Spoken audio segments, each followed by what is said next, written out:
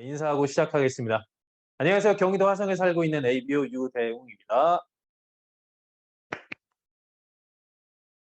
네. 오늘 다섯 번째 그 시간이죠. 어, 저번 시간까지 우리 배웠던 거 꽤 많이 배웠죠, 그렇죠? 복습 안 하셨으면 다 까먹으셨을 텐데 복습하신 분들은 현재 많이 기억에 남아 계실 걸로. 웃으시는 분들은 이렇게 나는 복습했다라는 걸로 제가 알고 있고요. 좀 표정이 굳으시는 분들은 복습을 난 안 했는데 이거 복습을 하셔야 됩니다. 복습. 계속해서 복습해야 장기 기억으로 넘어가기 때문에 항상 복습을 염두에 두시고요. 요번 시간에는 그 저번 시간까지 배운 모든 것들이 사실 오늘 그 다섯 번째 이 혈액 내용물을 잘 만들고 어떻게 유지하기 위해서 있었던 그 장기나 기관으로 보시면 돼요.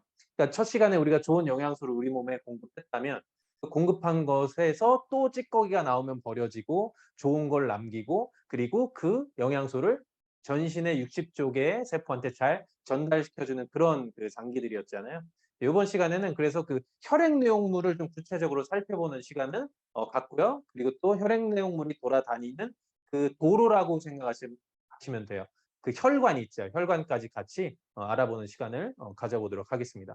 그럼 시작하겠습니다. 혈액 내용물인데 일단은 먼저 혈관부터 좀 알아보고 갈게요. 우리 몸의 혈관이 굉장히 깁니다. 그냥 말씀드리면 10만 킬로미터 정도 돼요. 지구 한 바퀴 둘레가 한 4만 킬로 정도 되니까 10만 킬로면 지구 두 바퀴 반이죠. 굉장히 깁니다. 굉장히 긴 그 혈관이 우리 몸에 칭칭칭칭칭 담겨 있다고 보시면 돼요. 우리 몸 우리 몸속에 굉장히 많은 혈관이 엄청나게 그 보이지도 않는 혈관부터 굉장히 큰 혈관까지 다채롭게 혈관이 감겨 있다. 이렇게 보시면 됩니다. 그래서 이 혈관이란 것이 굉장히 문제가 많이 생길 소지가 높겠죠. 대한민국의 도로만 봐도 굉장히 이번에 뭐 장마철이 오거나 뭐 홍수가 나거나 이러면 산사태로 도로가 유실된다든지 그쵸? 그리고 뭐 가드레일이 부서진다든지 구멍이 패인다든지 그쵸? 아스팔트에. 뭐 그런 여러 가지 도로에 파손 같은 것들이 많이 일어나듯이 우리 몸도 마찬가지예요. 혈액이 지나다니는 그 도로가 혈관인데 그 혈관에 많은 도로 파손이 되듯이 똑같이 많이 파손이 되고 손상되고 있는 상황이 많이 일어난다고 보시면 돼요. 그게 혈액 내용물 관리가 제대로 안 됐을 때 그런 도로 파손이 심하게 일어난다라고 생각하시면 되고 그 파손된 게 어느 정도 재생이 될 수 있지만 너무 심한 파손일 경우에는 아예 유실돼 버린다. 이렇게 생각하시면 됩니다. 그래서 결국 이어지는 것은 혈관이 좁아지거나 막히고 단단해져서 동맥경화로 이어지는 거죠. 그래서 혈관에 큰 문제가 생기는 그런 형태로 넘어간다고 보시면 돼요. 혈관을 좀 자세히 알아보면 자 혈관이 이렇게 생겼죠? 요렇게. 요렇게 큰 파이프들이 있어요. 좀 작아지고 더 작아지고 완전히 제일 작은 혈관, 모세혈관까지 이렇게 점점점 작아지는 요 혈관들이 있습니다. 모세혈관을 좀 더 확대해 보고요. 또 혈액은 돌고 돌죠. 또 점점점 커져서 이렇게 큰 혈관. 요런 식으로 혈액이 돕니다. 이쪽으로 오른쪽 방향으로 돈다고 생각하시면 돼요. 심장이 혈액을 돌리는 어떤 펌프질을 하죠. 심장이 저번에 배우셨죠? 우심방 우심실로 들어와서 좌심방 좌심실로 이렇게 도는 거죠. 그래서 좌심실에서 이렇게 혈액이 전신으로 뿜어지는 게 이쪽이 동맥입니다. 동맥혈관을 따라서 쭉 해서 돌아서 돌아서 다시 어디로 와요? 우심방 우심실로 돌아오는 이런 형태가 되시겠습니다.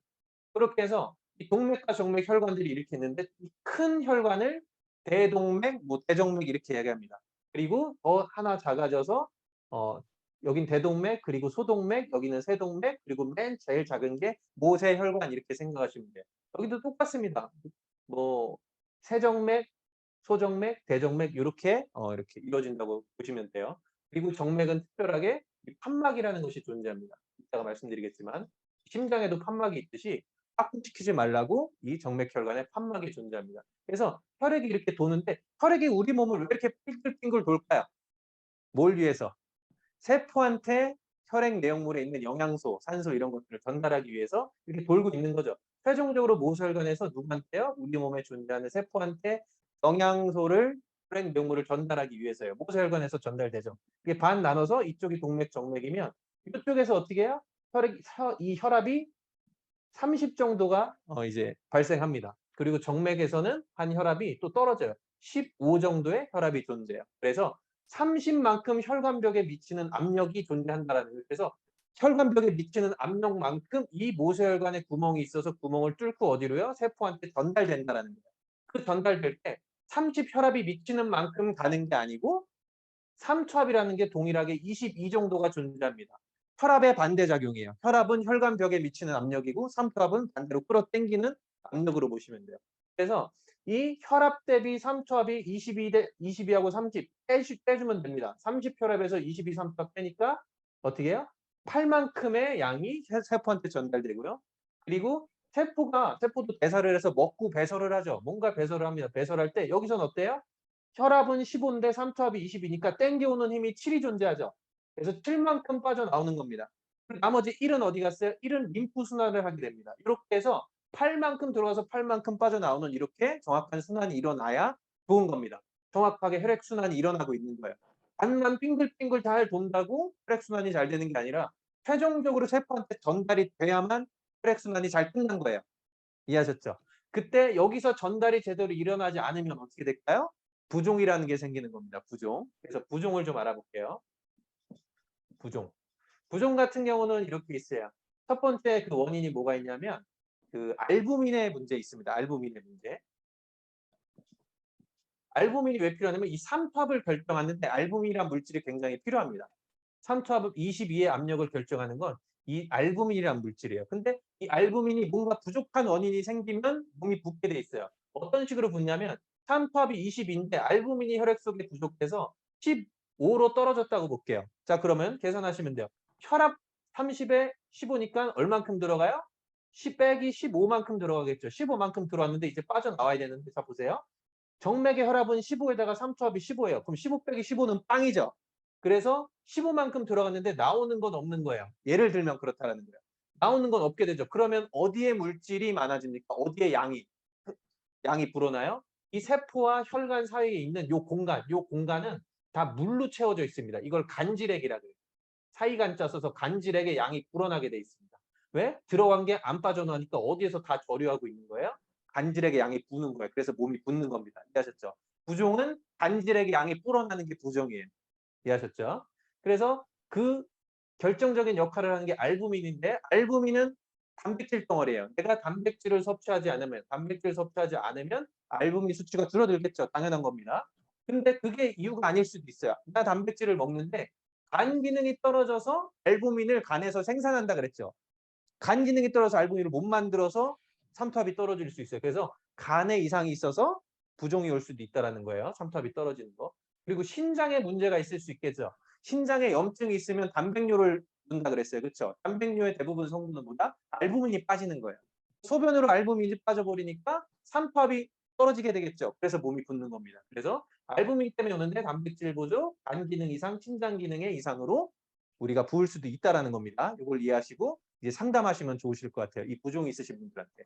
이해하셨죠? 그리고 두 번째는 뭐냐면 이 정맥 순환이 안 돼서 그럽니다. 아까 판막 말씀드렸죠?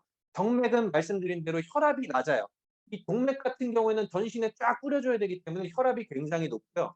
그리고 외막, 중막, 내막으로 외막, 중막, 내막으로 돼 있어서 삼중막이에요. 삼중막인데 중간에 있는 막이 근육층이겠죠? 평활근 근육층인데 동맥의 근육층은 굉장히 강하고 탄력이 있어요. 그래서 강한 혈압을 줘도 혈압을 다 지켜낼 수 있고 그리고 탄력이 좋아서 혈압이 굉장히 쭉쭉쭉 혈액이 쭉쭉 잘 돌아가는데 요 정맥에 와서는 혈압이 15로 뚝 떨어져요. 모세혈관만 봐도. 그러니까 그리고 중력에서 위에서 아래로 동맥은 떨어지는데 정맥은 밑에서 위로 올라가요. 보통 그쵸? 밑에서 위로 올라간다고요. 그러다 보니까 어떻게 해요? 판막이 존재하지 않으면 어려운 거예요. 판막이 있어서 쭉 올라갔다가 다시 빠꾸 하려는 걸 판막으로 딱 막아주는 거예요. 올라갔다 빠꾸 하려는 걸 판막으로 막아주고 빠꾸 하는 거 막아주고 이래서 층층 계단 올라가듯이 이렇게 혈액이 심장까지 다시 도달할 수 있게 하는 겁니다. 그렇죠? 근데 여기서 정맥혈관 이 판막에 문제가 생기거나 정맥혈관의 평활근의 탄력이 떨어지면 근육의 탄력이 떨어지면 어떻게 돼요? 정맥 순환이 잘 일어나서 잘 붓게 되는 거예요. 대체로 어디가 보여요? 종아리가 붓죠. 그렇죠? 다리가 보여. 부어서 막 아프다 그래요. 왜요? 여기에 판막이 고장나고 혈압이 뚝 떨어지고 탄력이 없으니까 여기 예를 들어 여기에 혈액이 막 뭉친다고 볼게요. 뭉쳤어. 근데 못 올라가. 그러니까 여기에서 정수압이 세졌다 그럽니다. 여기로 바깥으로 물이 빠져나가요. 빠져나가서 근처에 간질액의 양이 많아집니다. 여기가 종아리라고 따지면 종아리 근처에 간질액의 양이 많아져 가지고 불어나는 거예요. 그래서 아픈 겁니다. 이해하셨죠? 그래서 정맥류로 인한 그 부종이 정맥류라고 이렇게 생각하시면 돼요. 정맥류. 그러면 이제 정맥류가 잘 생기지 않으려면 어떻게 하시면 돼요? 혈관에 좋은 걸 잘 드시면 됩니다. 혈관에 좋은 거. 아까 요 알부민 쪽은 단백질 잘 드시면서 간 기능, 신장 기능을 좋게 하는 거 저번에 다 배우셨죠? 하시면 되고요. 정맥류를 좋게 하는 거는 다른 거 없어요. 혈관에 좋은 건 비타민 C와 단백질입니다. 잘 드시면 됩니다. 그리고 단백질이 잘 일을 하려면 비타민 B군이 굉장히 중요하죠. 비타민 C는 혈관에 정말 중요해요. 단백질도 중요하지만 비타민 C, 단백질, 비타민 B를 줘서 탄력을 회복하게 하는 겁니다. 판막을 기능을 돕게 하는 거예요.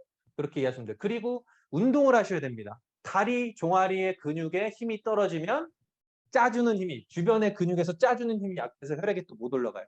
정맥은 근육의 수축 유한 작용에 의해서 이렇게 거꾸로 이렇게 올라가게 돼 있어요. 주변 혈관을 감싸고 있는 또 외부의 골격근의 힘이 어느 정도 있으면 쭉쭉 올라가게 됩니다. 그렇죠? 근데 특히 종아리 쪽이 제2의 심장이라 그러죠. 위에 하트도 있는데 밑에 하트도 있어요. 우리 종아리에 하트 있으신 분. 종아리 한번 싹 이렇게 뒤꿈치 딱 들면 하트 탁 튕긴다. 제2의 심장을 가지신 거니까 나 이렇게 무다리야. 다리에 막 순무가 하나 있네. 이렇게 하시지 말고 정말 혈관에 건강에 굉장히 좋은 거니까 그 근육을 유지하거나 더 키우시는 게 좋아요. 이해하셨죠? 그래서 종아리 운동이 특히 허벅지 운동 굉장히 좋은 운동이다. 정맥 순환을 일으킨다라는 겁니다. 그래서 정맥류가 그렇고 또 붓게 하는 게 염증이 있어요. 염증이 일어나면 붓죠. 후드려 맞아도 붓고 그렇죠? 그런 것들. 이 세포가 손상되는 거예요. 염증은 손상되면 세포 내에 있는 단백질 물질들이 간질에게 많아지겠죠. 그럼 간질에게 삼투압의 힘이 세지니까 물을 끌어당깁니다. 그래서 붓는 거예요. 그래서 염증이 일어나면 붓는데 일시적인 거죠. 요 세포가 재생되고 근처에 이렇게 부서져 나온 이 단백질 물질들을 백혈구가 청소해내면 다시 부종은 가라앉습니다. 한 번 혹이 난 게 평생 가진 않잖아요. 그렇죠? 그게 백혈구가 다 청소해주고 재생되기 때문에 그런 거예요. 그리고 네 번째는 림프 순환이 안 되면 그렇습니다. 림프. 림프 순환이 잘 안 되는 이유는 여러 가지 감염 때문에도 그렇고 이유가 있는데 대체로 수술을 잘못하면 많이 생기더라 이거예요. 그래서 유방암 수술을 하시고 나서 그 림프를 잘못 건드려서 림프 순환이 제대로 일어나지 않아서 뭐 팔이 막 붓는다든지 이런 경우가 굉장히 있어요. 그래서 림프 때문에 순환이 일어나지 않아서 부종이 있는 경우. 그래서 이렇게 부종을 알아봤습니다. 그래서 아무튼 아까 대부분 요 알부민이나 이 정맥류 쪽으로 많이 오는 거니까 이 두 가지를 잘 알고 계셨다가 주변에 부으시는 분들 있으시면 요 전문적인 내용으로 좀 상담을 해주시면 좋을 것 같아요. 그리고 이제 넘어가서 이제 혈액 내용물을 본격적으로 보는데 혈액 내용물에는 두 가지가 있죠. 혈구와 혈장이 있습니다. 혈구가 45%고요. 혈구가 45점, 정확히는 45.7% 정도 돼요. 혈장은 나머지죠. 54.3%. 이러면 100% 되죠. 그렇죠? 이렇게 된다고 보시면 됩니다. 그러면 이 혈구만 먼저 보면은 이 적혈구와 백혈구와 혈소판이 있는데 특히 적혈구가 45%예요. 저 45.7% 중에 적혈구의 양이 45%예요. 나머지 0.7%가 백혈구와 혈소판이에요. 그러니까 이 혈구 자체는 다 그냥 적혈구가 대부분이라고 생각하시면 돼요. 아주 조금이 혈구 중에 백혈구와 혈소판 이렇게 이해하시면 됩니다. 대부분 적혈구다. 굉장히 많은 비율을 차지한다. 69%가 다 적혈구예요. 혈구 중에. 그러면 이 적혈구는 우리 혈액에 좀 어느 정도 있어요. 보면은 이 헤모글로빈이라고 혹시 들어보셨나요? 그거는 이제 나중에 1세제곱미터 되는 부피에 적혈구가 굉장히 많은 양이 있는데 500만 개 정도 남자가 있고 여성이 450만 개 정도의 양이 있습니다. 이 1세제곱미리는 입방미터라고 하죠. 점 하나 살짝 찍은 정도의 그 부피에 적혈구가 500만 개와 450만 개 이렇게 많아요. 그렇죠? 이렇게 많고 그리고 이 적혈구라는 것이 어떤 그 생애 주기를 좀 봐야 됩니다. 적혈구. 적혈구가 태어나는 건 어디서 태어난다 그랬죠? 골수에서 만들어낸다고 우리는 알고 있죠. 그렇죠? 뼈 속에서 이렇게 태어납니다. 뼈 속에서. 뼈 속에서 태어나는데 그냥 지 혼자 마구잡이로 태어나냐 그게 아니라 뇌 명령으로 조절이 되고 있습니다. 적혈구의 양이. 그래서 뇌 명령을 누구한테 주죠? 신장한테 주는 겁니다. 신장. 콩팥한테 줘서 콩팥이 조혈 호르몬을 분비해서 저 골수를 자극하면 조혈 모세포가 적혈구로 분화가 일어납니다. 분화가 일어나는 거예요. 그러면 이 적혈구로 분화된 것이 무슨 역할을 하는 거예요? 적혈구가 하는 일이 폐에 가서 산소를 붙입니다. 적혈구는 산소를 전달하는 역할을 하는 거예요. 누구한테요? 세포한테 산소를 전달해서 이 세포는 이 산소와 포도당을 가지고 뭘 만드는 거예요? 에너지를 만들고 열을 발생합니다. 저희 체온을 만들고 에너지를 만들어요. 그래서 생명 유지를 하는 거죠. 생명 유지를 합니다. 생명 유지를 하고 나서 열과 에너지를 저 산소와 포도당으로 만들게 되면 뭐가 나와요? 물과 이산화탄소가 나옵니다. 그러면 이 적혈구는 바로 이산화탄소를 다시 붙여다가 어디로 가져가요? 폐로 가져가서 배출하게 합니다. 날숨으로. 그렇죠? 그렇게 해서 이산화탄소 CO2를 뱉게 하고 다시 동시에 산소를 붙여다가 또 세포한테 갖다 주고 에너지 발생시키고 나오는 부산물이 이산화탄소를 또 내뱉고 이게 계속 돌아가는 거예요. 호흡이 계속 돌아갑니다. 이렇게 돌아가다가 120일쯤 되면은 어떻게 되는 거예요? 적혈구의 수명이 다하게 됩니다. 그럼 적혈구의 수명이 다했으니까 어디로 버려져야죠. 어디서 처리되냐면 간과 비장에서 처리를 합니다. 폐기를 하는 거예요.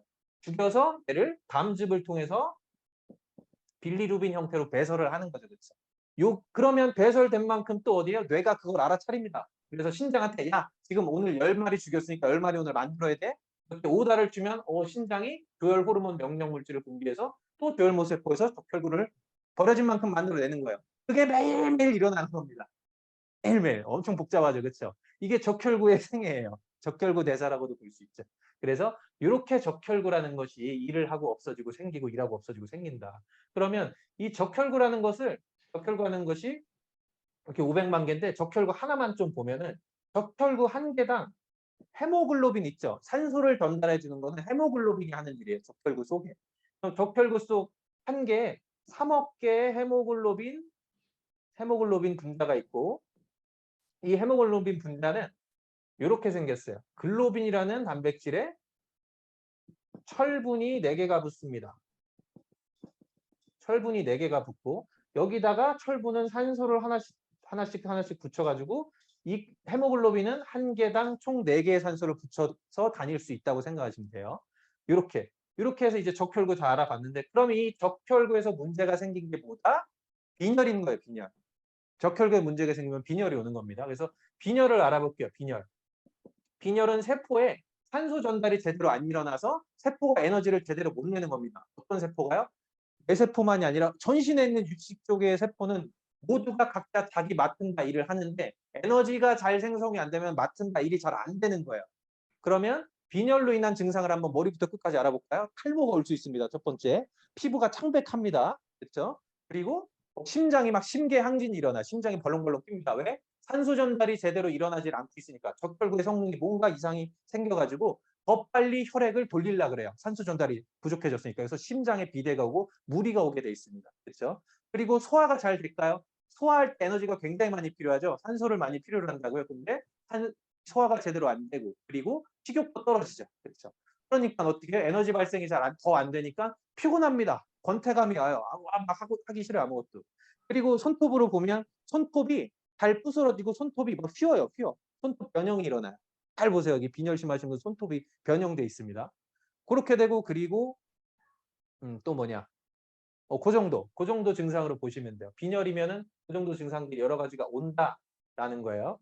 그러면 빈혈의 종류를 한번 알아볼게요. 첫 번째 보면은 혈결핍성 빈혈입니다. 혈결핍. 제가 말씀드린 이 기전과 적혈구의 어떤 구조에 문제가 생긴 게 빈혈인데 혈결핍은 뭐예요? 내가 음식으로 철분을 제대로 안 먹거나 잘 흡수가 안 돼서 또 철분이 부족해진 거예요. 예를 들어서 4개를 갖고 다녀야 되는데 저 헤모글로빈이 2개가 없어졌어요. 그래서 2개만 일을 해야 돼, 철분이. 산소 4개를 갖고 다니던 것이 2개만 갖고 다녀요. 그럼 어떻게 돼요? 반밖에 일을 못 하는 거잖아요. 그래서 빈혈이 오는 겁니다. 그게 혈결핍성 빈혈이에요. 얘는 간단해요. 뭐만 해주면 됩니까? 철분을 잘 드시기만 하면 됩니다. 그렇죠? 철분 잘 드시면 돼요. 그러면 금방 해결이 된다. 두 번째는 용혈성입니다. 피가 녹는다는 뜻이에요. 용해가 빨리 된다. 그 용혈성 빈혈을 하는 건 뭐냐면 이 적혈구는 간과 비장에서 수명이 다한 거를 폐기처분한다 그랬죠. 죽여서 담즙으로 버린다 그랬죠. 120일 정확하게 수명을 살고 죽이는 건 괜찮아요. 근데 120일이 아니라 세포가 이상하게 이 적혈구가 80일, 70일 산다고 가정을 해볼게요. 너무 빨리 죽는 거예요. 반밖에 못 살고 원래 정해준 수명이 있는데 반밖에 못 살고 빨리빨리 죽여버리는 상황이 오는 겁니다. 그게 뭐예요? 적혈구의 노화가 빨리 오는 거예요. 적혈구가 뭔가 외부적인 공격에 방어가 잘 안 되는 상황, 수명이 제대로 재수명을 못 사는 상황, 제대로 안 만들어진 겁니다. 보호가 안 되거나. 그건 뭐냐면 보통 비타민 E 부족증으로 보시면 돼요. 비타민 E는 뭐예요? 이 적혈구라는 것도 세포막이라는 게 존재하는데 이 세포막을 보호하는 건 우리가 비타민 E라고 배우셨죠? 이 지방의 항산화.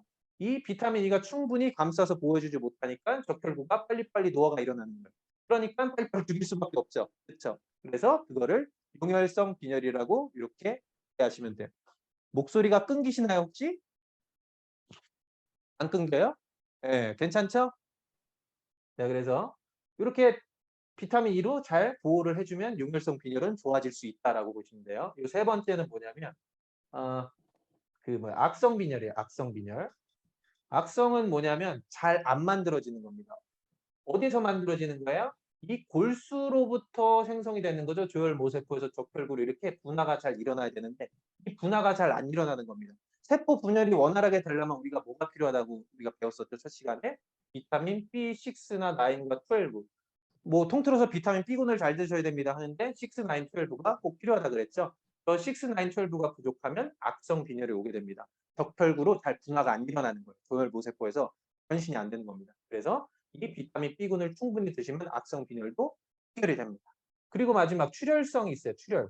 뭔가 내부에서 출혈이 일어나는 겁니다. 보통 여성분들 자궁 생식기 쪽에 문제가 있어서 많이 생리량이 많아지거나 아니면 대장이나 이런 쪽 있죠. 위에서 TV장에서 뭔가 소화 라인에서 출혈이 일어나서 계속 피가 새고 있으면 빈혈이 일어날 수 있어요. 그런 것들은 뭔가 진단을 받아봐야겠죠. 다른 뭐 혈액상 수치는 이상이 없는데 계속 난 빈혈 증세가 와. 그러면 나는 속에서 속피가 나고 있나 한번 생각해 보실 필요가 있습니다. 그렇게 해서 빈혈은 크게 이렇게 네 가지로 이렇게 보시면 됩니다.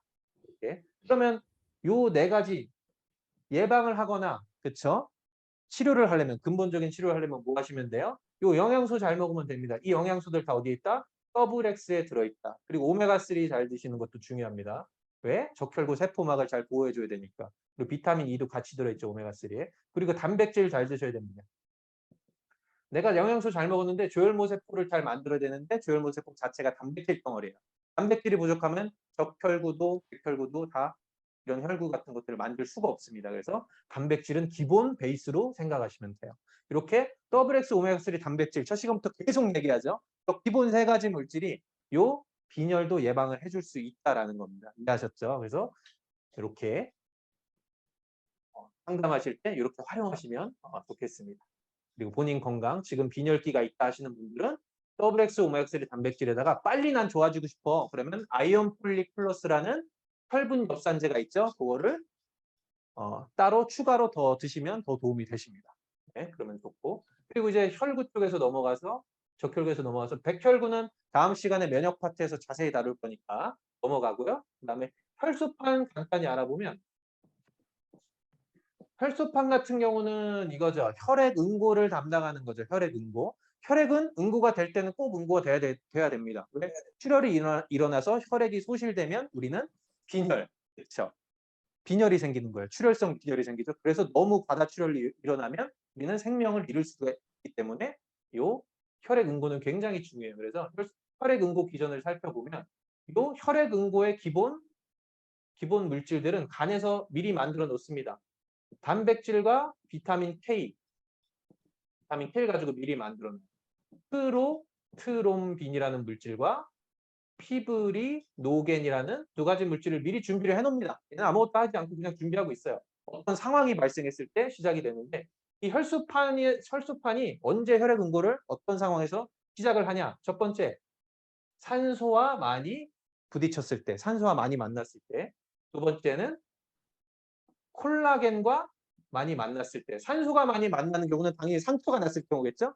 상처 나면 공기 중에 있는 산소와 이렇게 혈액이 직접 맞닿게 되는 거예요. 그리고 콜라겐을 많이 만나는 건 우리 전쟁통에 건물 붙여지면 뭐가 튀어나와요? 평소에 보이지 않던 건물 벽 속에 철근 튀어나오죠. 전선 튀어나오죠. 배관 튀어나오죠. 그렇죠? 그렇게 그런 게 우리 몸에서도 뜯어져서 튀어나온다고 보시면 돼요. 그런 걸 보고 어떻게 해요? 이 혈소판이 판단을 합니다. 아, 나 이제 시작되겠다. 혈액 응고 기전을. 그래서 혈소판에서 나오는 그 효소가 트롬보키나제, 다른 말로 뭐 트롬보플라스틴 이렇게 얘기하는데 트롬보키나제라고 생각하시면 됩니다. 트롬보키나제가 나와서 트롬보키나제가 이 간에서 준비해놓은 프로트롬빈과 만나게 됩니다. 그러면 트롬빈이라는 게 되고요. 트롬빈. 그리고 트롬빈은 또 여기서 프로트롬빈에서 트롬빈을 바뀔 때 칼슘이 필요합니다. 칼슘이 있어야 그 활성화가 돼요. 트롬빈으로. 그리고 피브리노겐에서 피브린으로 바뀔 때 이 트롬빈이 작용을 한다라는 거예요. 그래서 최종적으로 이 피브린은 그물망 같은 역할을 해서 상처 부위에 그물망처럼 단창포를 딱 붙여놓는다고 생각하시면 돼요. 그러면 이 혈구나 이런 것들이 못 빠져나가게 피떡을 형성합니다. 혈병을 형성해요. 그래서 못 빠져나가게 깍쟁이가 지게 한다라는 겁니다. 그렇게 해서 응고를 시켜요. 그래서 출혈이 멎는 겁니다. 저희 아들 정준이도 얼마 전에 자다가 코피가 났더라고요. 뭐 코딱지를 쑤셨는지 뭐 했는지 줄줄 나는 거예요, 자다가. 근데 이 휴지로좀 어느 정도 막고 있다 보니까 알아서 혈병이 생기더니 알아서 피가 멈추더라 이거예요. 그렇죠. 이때 이 기전이 발동된 겁니다. 이 기전이 발동 안 됐으면 어떻게 해요? 계속 수돗물처럼 나왔을 거예요. 이게 고장이 나신 분들이 있어요. 비타민 K가 부족하고 이 비타민 K에 문제가 생기거나 생성이 안 되거나 결핍되신 분들. 수돗물처럼 계속 나옵니다. 지혈이 안 돼요. 그래서 굉장히 중요한 건데 이럴 때 많이 쓰죠. 이 기전에서 관련된 약이 있어요. 혈전제라는 약이 있는데 혈전제는 위험합니다. 위험해요. 혈전제는 예를 들면 뇌졸중이나 뭐 심근경색 이런 거 협심증 있으신 분들이 이렇게 평소에 좀 드시는 부분인데 좀 문제가 많아요. 이거는 좀 따로 공부를 많이 해보시면 좋은데 미국의 사망률 1위가 지금 심장병이거든요. 한국도 뭐 그에 못지 않습니다. 심장병으로 많이 돌아가고 계신데 이런 혈전제 처방 다 하고 있거든요. 그렇죠? 저게 정확하게 작용을 한다면 왜 뇌졸중이나 심장병으로 그렇게 사망자가 줄질 않을까요? 그렇죠? 여기서 퀘스천을 좀 붙여봐야 됩니다. 그래서 그리고 부작용도 굉장히 심해서 이걸 계속 먹는 건 추천드리지 않아요. 그리고 이걸 계속 드시는 분들이 더 그 질환에서 완전히 안전하냐? 그렇지도 않아요. 또 옵니다. 심장병이나 뇌졸중이 있어서 저 약을 드시는 분들이 또 와요. 또 와요. 계속 반복해서 옵니다. 약을 안 드시는 게 아니에요. 그분들이. 반복해서 오는 게. 그래서 이것보다는 부작용도 없이 내 몸의 혈액을 잘 관리해 줄 수 있고 혈전이 생길 땐 생기고 없어질 땐 없어지는 그런 정확하게 혈전이 생성되는 관리가 되는 그런 물질을 공급하면 좋겠죠. 그것이 뭐다? EPA 성분이 최고입니다. 혈전을 어거지로 혈전이 많이 생기는 걸 부정상적으로 생기는 걸 억제하는 성분. 그게 EPA 성분. 그리고 혈관을 청소해주는 역할을 하는 것이 뭐다? 레시틴이에요. 이걸 충분히 섭취하면요. 부작용 없이 이 뇌졸중이나 심장병이 관리가 굉장히 잘 됩니다. 생각보다 엄청 효과가 있어요. 잘 한번 공부해보세요. 깊게. 엄청 효과가 있는데 이 두 가지다. 저희 아버지가 이 효과를 봐서 10년 동안 부작용이 없어요. 평생 혈전제를 드셔야 된다 그랬습니다. 뇌졸중 온 이후에. 심장병으로 인해서. 근데 10년째 그 심장병으로 인한 증상도 없고요. 그리고 어지럼증 이런 거 전혀 없었습니다. 혈전제를 안 먹으면 죽는다 그랬었어요. 근데 안 드시고 10년 건강하십니다. 건강하세요. 그래서 영양제로 잘 관리하신 덕분이라고 저는 생각을 하고 있어요. 하여튼 잘 판단해 주시면 좋겠습니다. 그리고 이 넘어가서 이 혈소판까지 했고 이제 혈장으로 넘어갈게요. 혈장. 혈장 같은 경우는 뭐가 있어요? 물이 90%고요. 단백질이 7%고요. 그 다음에 당이 있고요. 지방이 있고요. 뭐 비타민도 무기질이 있고 등등등등 뭐 여러 가지 혈액의 내용물이 많을 텐데 이런 것들 다 통틀어서 3%밖에 안 됩니다. 대부분 그러면 물 빼면 혈장은 다 단백질로 보시면 돼요. 물 빼면 다 단백질. 나머지 수많은 그 물질들은 3% 이내에 해당된다. 이렇게 보시면 돼요. 그래서 물과 단백질이 우리 생명의 거의 근원이 되는 물질이구나. 엄청 필요하구나. 많은 양으로. 근데 우리는 건강식품을 이렇게 먹거나 전달할 때 단백질은 귀찮아 빼고 난 비타민만 먹을래 이러시죠. 그렇죠?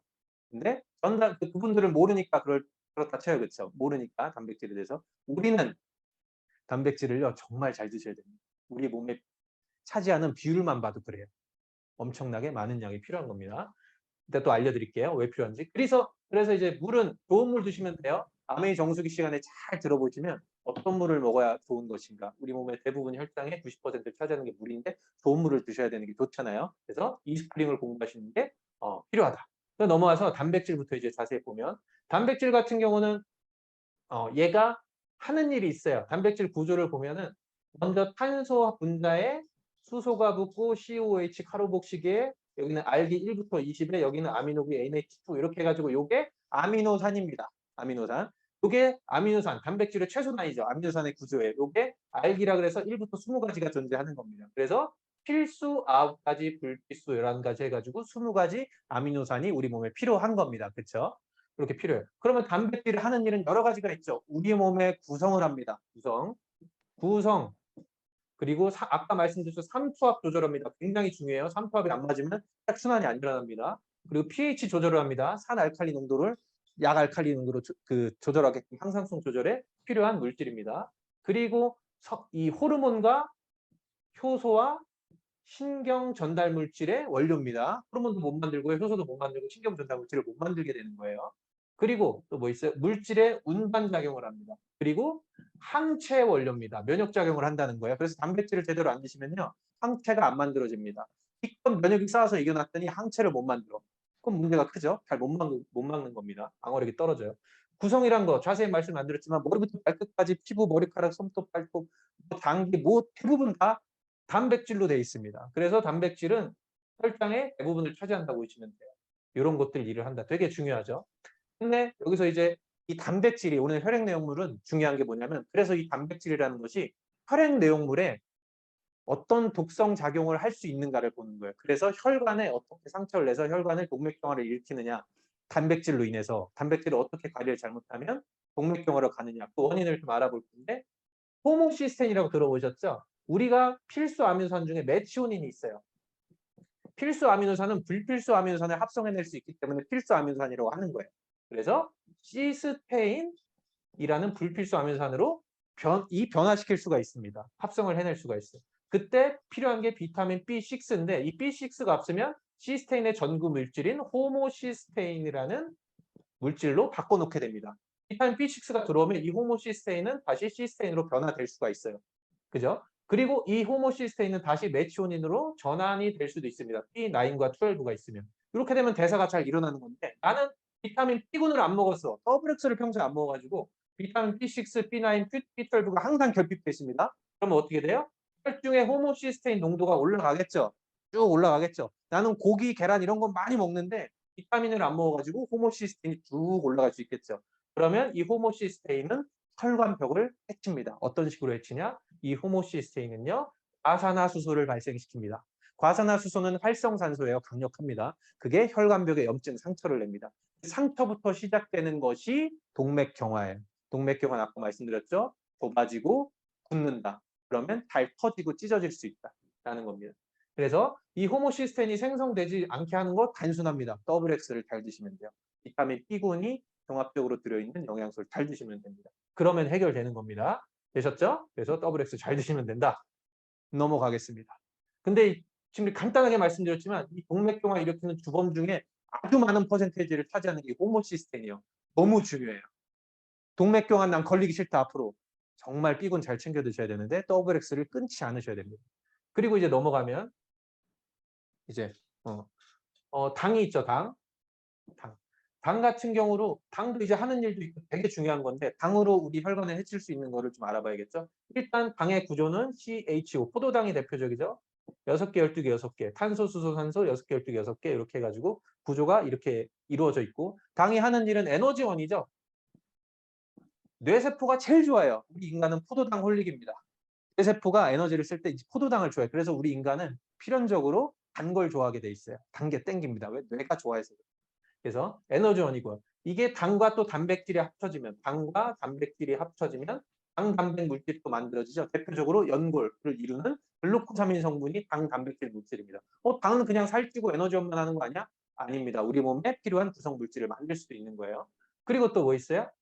많이 먹으면 이 당을 지방으로 바꿔서 저장하게 되죠. 나중에 급할 때 지방을 꺼내 쓰려고. 근데 급한 일이 없죠, 현대인들은. 그렇죠. 그러니까 계속 축적만 하게 돼서 살이 찌는 거죠. 그래서 이 당 같은 경우는 당뇨가 문제가 되죠. 당 되게 중요한데 이 당이라는 것이 우리 몸에 대사가 되지 않아서 당뇨라는 것 때문에 문제가 되는데 이 당뇨라는 것이 두 가지가 있죠. 첫 번째 1형 당뇨가 있고 두 번째 2형 당뇨가 있습니다. 1형 당뇨 같은 경우는 선천적이에요. 거의 대부분 선천적인데 췌장에서 인슐린이란 걸 만들어서 인슐린이 당을 옮기는 수레와 같은 역할을 하는 아주 중요한 호르몬인데 이 인슐린 호르몬을 아예 생성이 제대로 안 되는 거예요. 이건 유전적인 문제이기 때문에 고칠 수가 없습니다. 그래서 평생 인슐린을 맞고 사셔야 될 수밖에 없는 운명인 거죠. 두 번째, 이형 당뇨가 거의 98% 대부분을 차지합니다. 이형 당뇨, 대부분 당뇨다 그러면 거의 이형 당뇨라고 보시면 돼요. 이형 당뇨는 뭐다? 내 몸에 인슐린은 정확하게 나오고 있어요. 인슐린은 나오는데 인슐린을 받아들이는 게 세포잖아요. 세포가 인슐린을 어이 저리가 안 받아들이는 거예요. 오지 마, 너 싫어 이렇게 하는 거예요. 그렇죠? 갑자기 내 남자친구가 나 오지 말래. 뭐 슬퍼, 그쵸? 너 이제 더 이상 나한테 오지 마. 뭐 이렇게 되는 거야. 이 세포가. 너 이제 싫어. 지겨워 이제. 지긋지긋해 이러는 거야. 너무 달려드는 거야. 인슐린이 이 세포한테 가끔 이제 밀당을 좀 해야 되는데 밀당이 없이 맨날 좋대 그냥. 하루 24시간을 좋대 그냥 계속 좋대. 그 상태가 인슐린이 뭐 하는 거예요? 세포한테 계속 자극을 하는 겁니다. 그런 식습관을 가진 사람들이 뭐다? 당뇨가 옵니다. 당뇨가. 어떤 식습관이에요?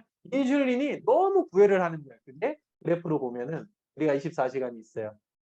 24시간 있으면 이게 우리가 아침에 일어나서 식사를 그래프로 간단히 보면 아침 식사를 하면은 혈당이 이렇게 쭉 오르죠. 쭉 올랐다가 내려가서 공복을 지키고 점심 식사 쭉 하고 올라갔다 이렇게 지키고 저녁 식사 쭉 하고 쭉 해서 아침 공복까지 이렇게 오는 거예요. 그렇죠? 그렇게 되면 정상인데 이건 밀당입니다. 인슐린으로 우리 세포로 보면 인슐린이 이렇게 갖다 주는 거 아니에요. 그렇죠? 갖다 주니까 떨어지고 인슐린이 갖다 주니까 떨어지는 건데 식사를 이렇게 하는 거예요. 너무 급하게 올라가고 급하게 떨어지고 배가 확 고파가지고 또 간식 먹었다가 점심 먹었다가 간식 먹었다가 저녁 먹었다가 야식 먹었다가 이게 뭐다? 당뇨를 일으키는 세포가 인슐린에 질려버리는 역할을 하게 되는 식습관을 가졌다 보시게 되는 거예요. 저는 이렇게 생각하시면 돼요. 혈당이 너무 빠르게 오르는 식사. 정확한 내가 뭐 밥에 반찬에 야채, 과일 이런 게 먹는 게 아니라 빵, 떡, 뭐 아이스크림, 뭐 카라멜 마키아또 뭐 이런 거 있죠. 또 뭐 있어? 뭐야 마카롱 막 이런 거 있잖아요. 그렇죠? 그럼 간식 막 떡 좋아하고 막 조각 케이크 뭐 이런 거 좋아하시는 분들 있죠. 나는 밥은 너무 많아. 조각 케이크 하나만 먹을래. 그게 더 안 좋아요. 그래서 그런 식으로 이렇게 너무 자주 세포를 괴롭히고 중간에 간식하고 공복 안 지키고 혈당이 치솟는 단순당 형태의 식사를 계속해서 1년, 2년, 3년, 4년, 10년, 15년, 20년 하시게 되면 어떻게 된다? 세포가 너 이제 지겨워졌어. 우리 그만 헤어져. 이렇게 하는 겁니다. 그래서 안 받아들여요. 그러면 인슐린 저항성이라는 게 생겨요. 저항합니다. 인슐린 저항성이라는 게 생겨요. 그래서 싫어하는 거. 그러면 이 상태가 되면 무슨 문제가 생겨요? 혈관 속에 혈액이 너무 많아지는 거예요. 혈관 속에 혈당이 너무 높아지는 겁니다. 높은 상태로 유지가 되는 겁니다. 이 정상 공복 혈당이 100 이하가 돼야 되겠죠. 80에서 100 사이가 돼야 되는데 125와 100 사이를 위험이고 125 이상을 당뇨 환자라 그래요. 계속 125 이상의 공복 혈당이 되는 상태인 거예요. 그러면 이 상태가 계속되니까 이런 게 생겨요. 이런 거죠. 쉽게 말하면 이 혈관이 끈끈해지는 겁니다. 끈끈해져서 문제가 생기는 게 뭐냐? 혈관이 끈끈해지니까 10만 킬로나 되는 이 혈관 어딘가가 끈끈해져서 혈액순환이 일어나지 않는 거죠. 막히는 거죠. 그렇죠? 더 구체적으로 말씀드리면 그냥 끈끈하다 정도 그 이미지도 있지만 그것도 있지만 더 자세히 보면 저 당 때문에 당 독소라는 것이 생겨요. 그게 더 치명적입니다. 당 독소. 그거를 최종 당화 산물이라 그래요. 최종 당화 산물. 그러니까 최종적으로 당화가 됐다. 어떤 물질이. 그게 뭐냐면 당과 단백질이 어떤 효소의 작용도 없이 당과 단백질이 만나가지고 이루어지는 독소예요. 그게 당 독소예요. 적당히 우리가 정상적인 혈당 상태가 유지되면 저 당 독소도요. 적당히 생기고 말아요. 근데 내가 아까 당뇨가 생기는 식습관으로 계속 혈당 상태가 높아졌다 그러면 요 최종 당화 산물인 AGES라는 요 물질이 많아져서 얘가 하는 일이 뭐다? 단백질 변성을 일으켜요. 경화시켜요. 경화. 말하면. 저 AGE라는 요 물질을 받아들이는 수용체가 있어요. 그 수용체는요. 우리 온몸에 다 있어요. 이 혈관 평활근 세포에도 있고요. 간 세포에도 있고요. 심장 세포도 있고요. 뇌세포에도 있어요. 이 당 독소를 받아들이는 수용체가 있어요. 그럼 당뇨가 있으신 분들은요. 전신의 60조 개의 세포의 수용체를 자극해서 어떻게 해요? 이 당 독소가 자극해서 경화를 시킵니다. 하나만 그 예를 들면 심장에서 우리 그래서 당뇨 걸리면 합병증으로 뭐 온다 그래요? 실명이 온다 그러죠. 그리고 신장에 신부전 온다 그러죠. 혈관이 얇은 쪽이 먼저 망가진다 그러죠. 왜 망가질까요? 그 끄트머리 얇은 쪽이 막혀서도 그렇지만 거기에 이 당독소가 망가뜨리는 겁니다. 경화시키는 거예요. 그래서 간 경화도 빠르게 오게 됩니다. 간도 경화시킵니다. 얘는 모든 걸 경화시켜요. 또 이것까지 경화시킵니다. 발바닥에 족저근막염이라는 거 아시죠? 족저근막염이 물리적인 외부적인 요인으로도 생기는데 아무리 나는 그렇게 무리하지도 않았는데 발바닥이 근막이 찢어져가지고 염증이 생겼어. 족저근막염이 생겼어. 그럼 뭐다? 잘 찢어지는 상태는 뭐야? 탄력을 잃었다는 거예요.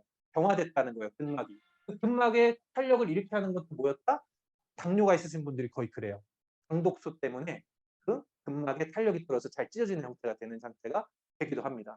그래서 이게 무서운 거예요. 혈중의 당 농도가 높아지면 최종 당화산물 때문에 문제가 된다. 그러면 어떻게 해야 되냐? 이 인슐린 저항성. 밀당을 안 했더니 제가 나를 거부하네. 이제 밀당을 하시기 시작하셔야 돼요. 다시 중간에 간식하지 마시고 공복 지키시고 식생활에 밀당을 유지하셔라. 다시 정상적으로. 두 번째, 영양소 공급입니다. 대사가 활발하게. 당이 세포한테 갖다 줬으면 세포 안에서 당을 빨리빨리 쓰는 게 좋잖아요. 그 세포가 당을 빨리빨리 대사해서 에너지화 시키려면 뭐가 필요하다? 비타민이 필요해요. 미네랄이 필요해요. 비타민, 미네랄을 종합적으로 충분히 공급하면 영양소가 다시 그 에너지화로 빨리빨리 되니까 당을 빨리빨리 받아들일 수밖에 없는 환경을 만들어주는 겁니다. 이해하셨죠? 그러면 또 그렇게 도와주는 게 또 뭐예요? 운동이 되겠죠? 운동을 충분히 하는 겁니다. 유산소와 무산소 둘 다 하셔야 됩니다. 유산소를 통해서 계속 세포가 에너지를 쓰게끔 만들어주는 거예요. 밀당하는 겁니다. 이것도. 운동을 하시고 그리고 근육량을 늘리시는 게 좋습니다. 왜? 근육에 당을 저장할 수 있으니까 글리코겐 형태로. 간에도 저장할 수 있고 근육에도 저장할 수 있거든요. 그래서 간 기능이 떨어져도 근육량이 적어지면 뭐예요? 당뇨가 걸릴 확률이 높아지는데 그래서 운동과 이 근육량을 높여주는 게 아주 중요합니다. 이해하셨죠? 그리고 네 번째, 스트레스를 줄이셔야 됩니다. 스트레스 자체가 혈당을 높이는 주범이 될 수도 있어요. 어떻게 스트레스를 높이냐? 코티졸이라는 부신피질 호르몬이 나와서 코티졸이 나오면 뭐예요? 혈당이 급격히 올라갑니다. 근육을 부셔서. 그래서 스트레스를 받으면 가뜩이나 부족한 당 저장 창고인 근육인데 스트레스를 받으면 그 근육, 당 저장 창고를 부셔서 혈당을 올려버립니다. 아주 첩첩산중으로 당뇨를 더 일으키게 하는 것이 이 스트레스라는 거예요. 그래서 네 가지 식생활과 영양소와 운동과 스트레스를 관리를 잘 하시면 얘는 어떻게 된다? 다시 밀당을 시작하게 되면 점점점 얘는 그래 다시 한번 만나볼까? 다시 좀 설레는 것 같아? 이런 느낌을 받아서 인슐린을 받아들이게 됩니다. 이해하셨죠? 그렇게 해서 당은 관리를 잘 하시면 되고 그 다음에 지방입니다. 지방. 나가 있어. 나가 있어. 강의 중이야. 나가 있어. 아니야. 나가 있어. 저희 아들이 지금 특별 출연을 해가지고 뭐 충전기가 자 하겠습니다. 지방 같은 경우는 이거죠. 구조가 이렇게 돼 있어요. 우리 이렇게 보셨죠? 글리세린과 지방산 세 개가 만난 게 지방이라 그랬어요. 그렇죠? 글리세린과 글리세롤이라고도 합니다. 지방산 세 개가 만난 거예요. 이렇게 지방인데 이것이 지방도 종류가 많죠. 뭐 불포지방도 있고 포화지방도 있고 그 외에 몇 가 변질된 지방들이 있는데 하나하나 좀 알아볼게요. 먼저 불포화지방을 알아보겠습니다. 불포화지방 같은 경우는 종류가 굉장히 많아요. 종류가 굉장히 많다. 어떤 종류가 있냐면 일단은 이렇게 구분합니다. 탄소 숫자 그리고 이중 결합 숫자에 의해서 구분이 되기도 해요. 그래서 이름별로 볼게요. DHA라는 그것도 불포화지방산 중에 하나죠. 그렇죠? 되게 좋은 거라고 하죠. 눈과 뇌를 구성하기도 하고 그렇죠. 신경세포를 주로 구성할 때 DHA 지방산을 세포막의 원료로 많이 쓴다. 탄소수가 22개 굉장히 깁니다. 이 길이가 길고 짧은 게 있는데 이게 굉장히 길어요.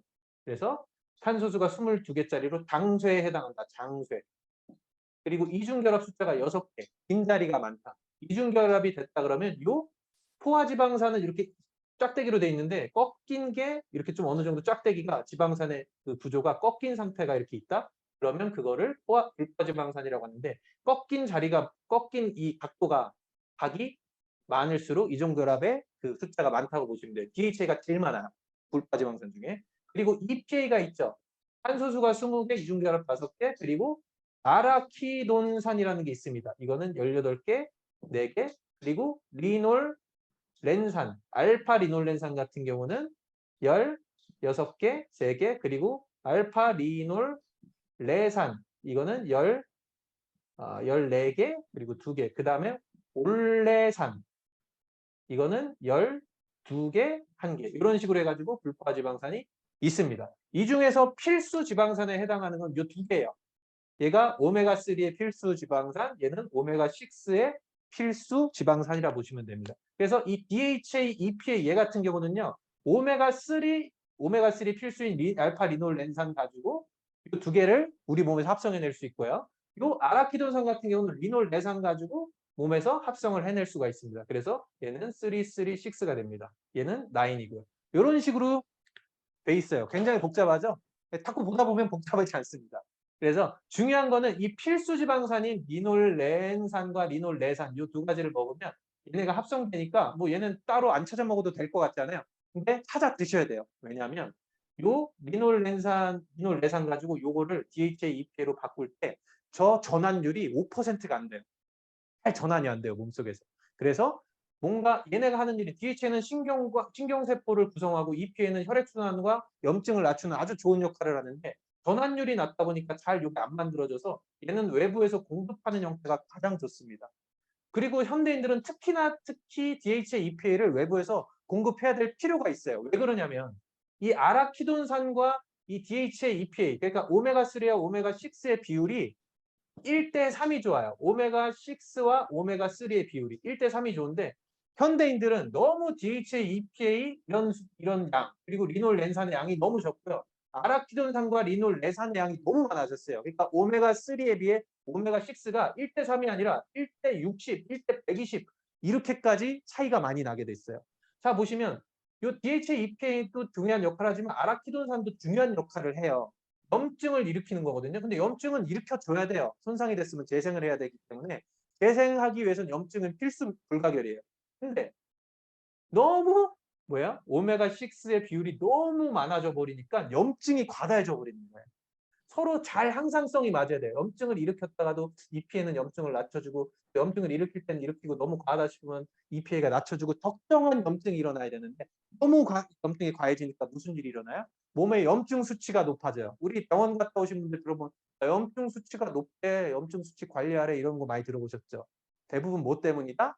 뭐 스트레스 때문에도 있지만 요 아라키돈산의 오메가6의 체내 보유되고 있는 수치가 너무 많아서 그래요. 어디에 보유되고 있어요? 세포막에. 우리 60쪽의 세포막에 오메가6가 너무 구성비가 높다라는 거예요.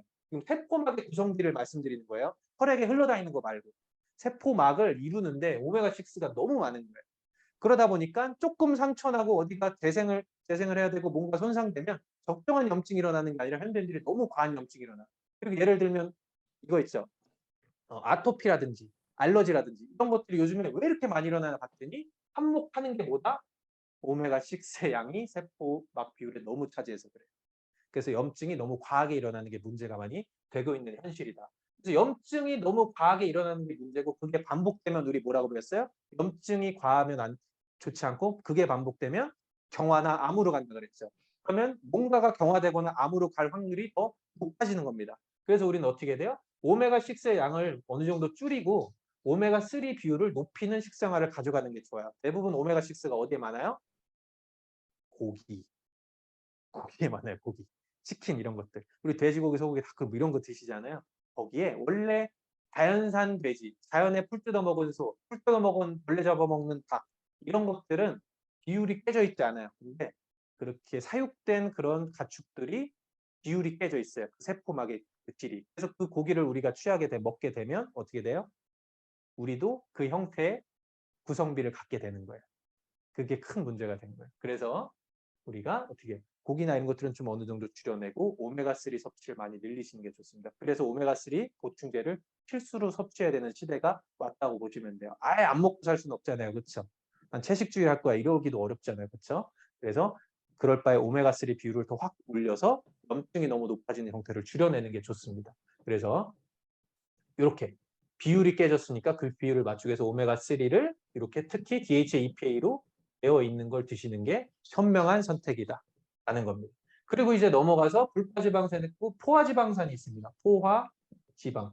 포화지방은 나쁜 거 아니에요? 예, 나쁘다고 생각하실 수 있는데 얘는 나쁘지 않습니다. 오히려 이 불포화지방산보다 안전해요. 불포화지방산은 빈자리가 많아서 그 빈자리에 산소가 껴가지고 산화될 확률이 크거든요. 산화돼서 상할 확률이 커요. 독이에요. 이건 잘못하면. 그래서 아메이 오메가3 비타민 E도 잘 많이 들어있잖아요. 상하지 말라고. 근데 이 포화지방은 빈자리가 없어요. 말 그대로 포화돼서 짝대기가 직선입니다. 그래서 산화가 잘 안 돼요. 상하질 않아요. 그래서 오히려 훨씬 안전합니다. 그럼 포화지방산은 우리 보면서 그러면 살만 찌는 거 아니에요? 아닙니다. 물론 살도 찌게 하는데 더 중요한 게 있어요. 콜레스테롤의 전구 물질이에요. 콜레스테롤. 이 콜레스테롤이 하는 일이 뭐다? 첫 번째, 세포막의 구성 물질입니다. 두 번째, 성호르몬의 구성 물질입니다. 세 번째, 비타민 D의 구성 물질입니다. 네 번째는 담즙의 원료입니다. 이렇게 중요해요. 우리 콜레스테롤이. 특히 세포막 구성할 때 콜레스테롤이 없으면 잘 부서져요. 세포막이 헐거워집니다. 꼭 필요한 거예요. 그리고 성호르몬, 콜레스테롤이 난 부족해. 포화지방을 잘 안 먹어. 콜레스테롤이 잘 안 생겨. 그러면 성호르몬이 부족해집니다. 그러면 활력이 없어져요.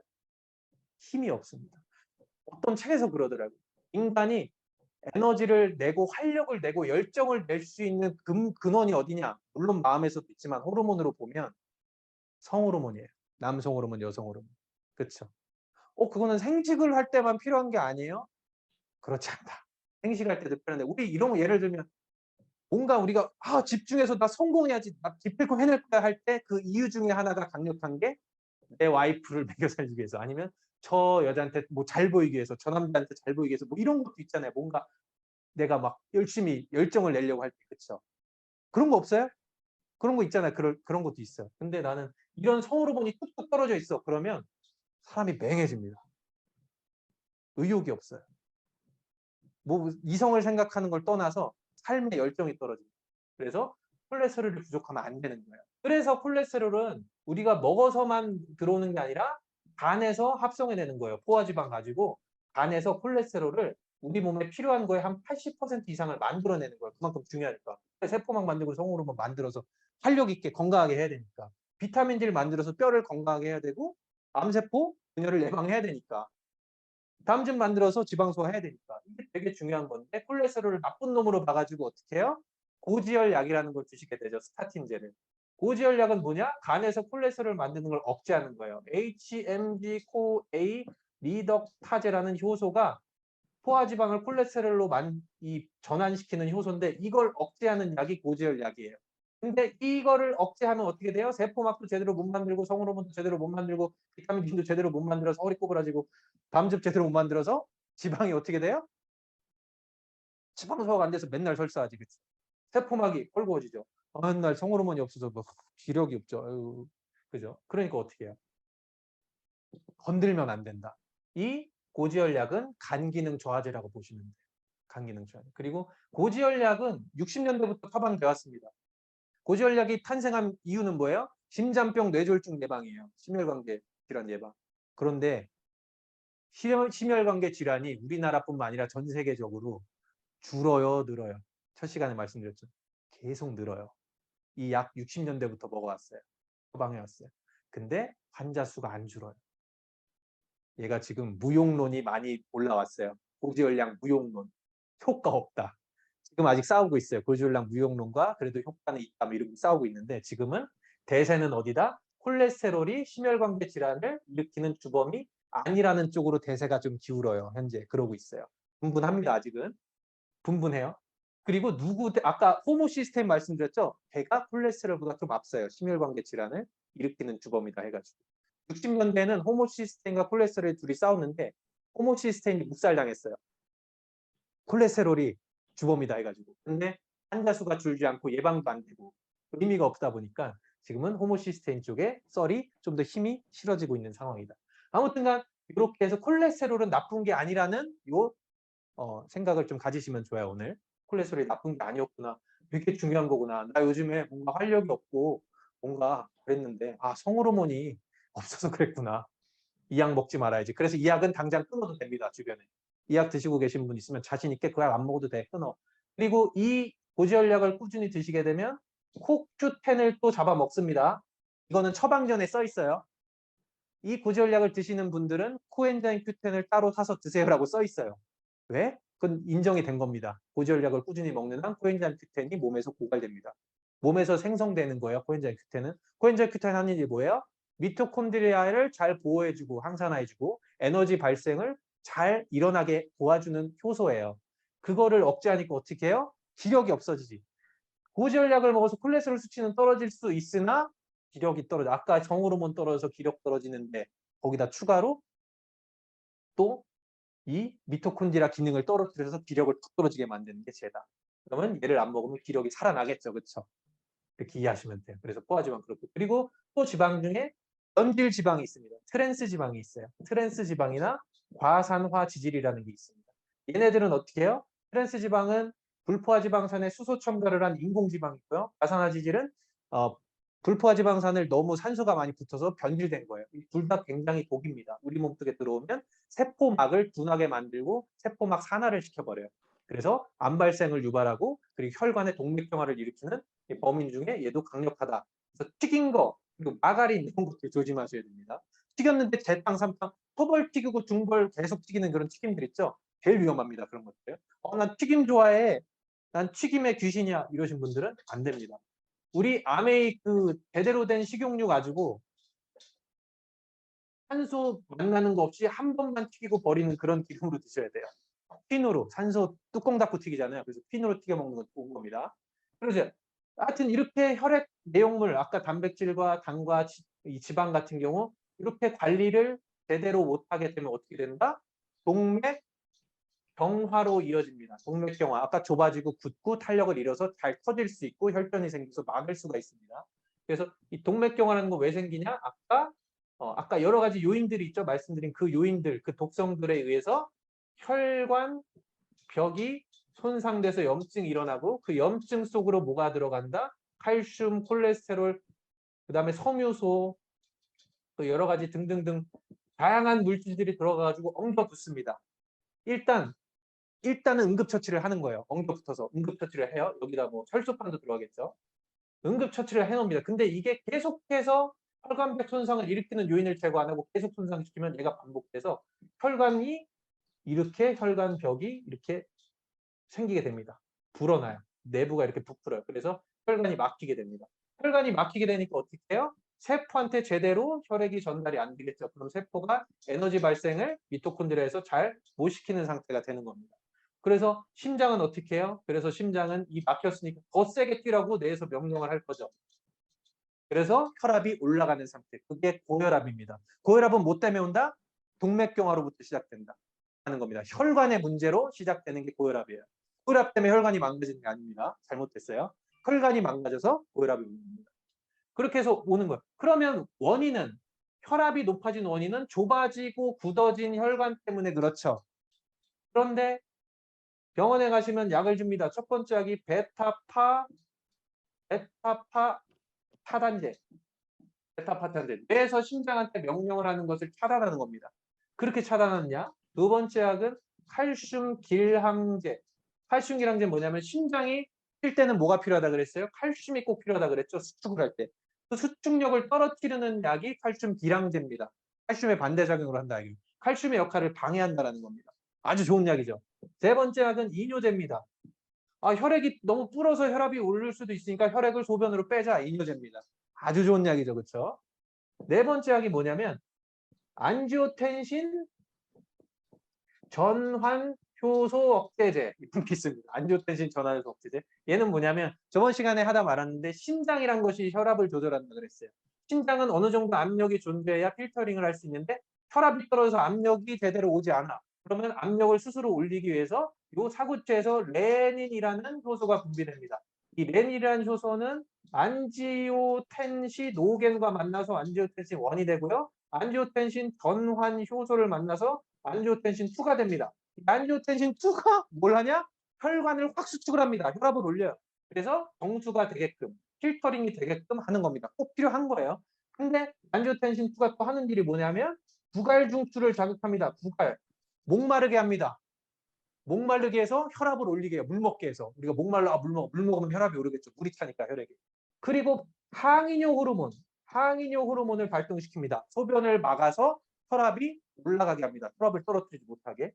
그리고 분신피질 호르몬인 알도스테론 배우셨죠? 알도스테론 나트륨이 소변으로 나가는 걸 막아서 제흡수를 시켜서 혈액에 있는 물의 양을 계속 이렇게 저장하는 이런 상태를 만드는 걸 안지오텐신 2라는 게 한다. 누가 한다? 신장에서 이렇게 혈압을 조절하는 거. 근데 이 전환 효소라는 것을 억제하는 겁니다. 아까 이 1에서 2로 바뀔 때 전환 효소가 작용하는데 이걸 억제하는 거예요. 그러면 2가 발동이 안 되니까 혈압이 올라가지 않겠죠. 그러면 혈압은 떨어지는데 뭐가 안 된 거예요? 필터링이 안 되잖아요. 신장에서 정말 중요한 찌꺼기 걸르는 역할이 안 되는 거예요. 그러니까 지금 1, 2, 3, 4번의 약들이 다 뭐다? 억지스럽지 않아요. 근본적인 거 해결해 주나요? 요거 청소해야 되잖아요. 요거 청소하면 끝나는데. 이거 청소해주는 약이 단 하나라도 있나요? 없잖아요. 그렇죠? 그러면 근본적으로 뭘 하시면 된다? 요거 청소하는 일을 하시면 된다. 어떻게 청소하냐? 첫 번째, EPA 잘 드시고요. 그리고 레시틴 잘 드시고요. EPA, 레시틴이 아까 청소한다 그랬죠? 그다음에 비타민 C 잘 드셔야 됩니다. 비타민 C가 충분하면 아까 요 혈병 요거 아까 막 찌꺼기 처음에 생긴다 그랬죠? 비타민 C가 부족하니까 땜빵으로 응급처치로 그냥 차선책으로 이렇게 어떻게 해요? 요 동맥경화를 일으키는 물질들이 뭉치는 거예요. 비타민 C가 평소에 많았다면 그게 뭉치기 전에 해결됩니다. 그래서 비타민 C가 혈관에 그렇게 좋은 거예요. 비타민 C를 충분히 돌게 해줘라. 세 번째는 프롤린과 라이신이라는 아미노산을 드셔야 된다. 이 아미노산이 저 동맥경화를 일으키는 죽종을 생성하는 걸 억제하게 됩니다. 그래서 이런 것들 그리고 네 번째 각종 항산화제를 충분하게 드시면 좋아요. 이렇게 해서 영양소를 충분히 공급하시게 되면 미연에 예방할 수도 있고 이미 동맥경화가 좀 왔더라도 좀 다시 혈관을 탄력을 찾고 청소를 해낼 수가 있다. 그래서 잘 하시다 보면 지금 고혈압이 있으시더라도 약을 끊고도 어떻게 해요? 다시 혈압이 정상화 될 수 있다라는 겁니다. 이해하셨죠? 오늘 굉장히 많은 내용인데 빨리빨리 진행을 했습니다. 오늘 수고하셨고 다음 주 마지막 강의 때 또 뵙도록 하겠습니다. 마치겠습니다.